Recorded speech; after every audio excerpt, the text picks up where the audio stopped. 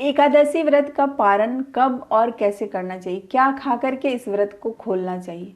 आगे बढ़ने से पहले लाइक और चैनल को सब्सक्राइब जरूर कर लीजिए और क्यूआर कोड पे आप लोग मुझे ज़्यादा से ज़्यादा सपोर्ट अवश्य कीजिए।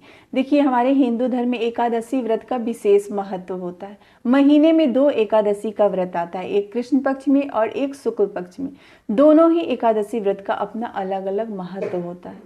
कहते हैं एकादशी का व्रत करने मात्र से आर्थिक तंगी दूर होती है, भगवान विष्णु की कृपा प्राप्त होती है, पापों से मुक्ति मिलती है और मोक्ष की प्राप्ति होती है।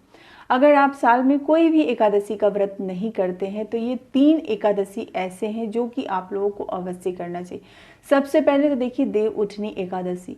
देव उठनी एकादशी हर किसी को करना चाहिए, चाहे वो महिला हो, पुरुष हो, कुंवारी कन्याएं हो, हर किसी को देव उठनी एकादशी का व्रत करना चाहिए। दूसरा है उत्पन्ना एकादशी, जो कि इस साल 2025 में 15 नवंबर को मनाई जाएगी। इस दिन एकादशी माता का जन्म हुआ था।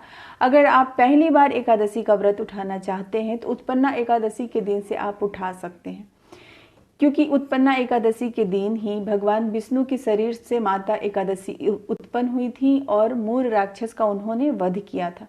तो स्वयं भगवान विष्णु ने कहा है कि अगर आप पहली बार एकादशी का व्रत उठाना चाहते हैं तो मार्गशीर्ष माह के कृष्ण पक्ष की जो एकादशी है, उत्पन्ना एकादशी, इस दिन से आप इस व्रत को उठा सकते हैं। तीसरा जो एकादशी का व्रत है वो है निर्जला एकादशी। तो ये 3 एकादशी काफ़ी ही महत्व होता है, काफ़ी पुण्य देने वाला व्रत होता है, शुभकारी होता है ना। जिस तरीके से एकादशी का व्रत होता है उसी तरीके से इस व्रत का पारण भी विशेष महत्व होता है। तो पारण किस तरीके से करना चाहिए, देखिए, द्वादशी के दिन एकादशी व्रत का पारण किया जाता है, लेकिन कभी भी हरिवासर अवधि में व्रत का पारण नहीं करना चाहिए। अब काफ़ी लोगों के मन में सवाल आ रहा होगा कि दीदी हरिवासर होता क्या है, तो इसे आप लोग ध्यान से समझिए।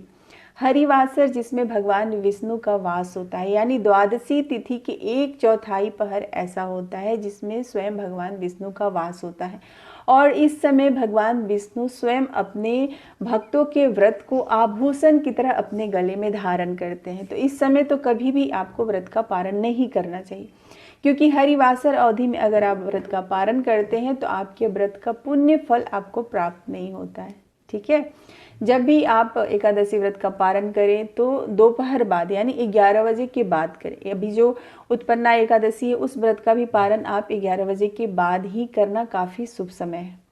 कैसे करना है, देखिए, पारण वाले दिन आप भगवान विष्णु को पंचामृत का भोग लगाते हैं या फिर गंगाजल युक्त तुलसी दल अर्पित करते हैं।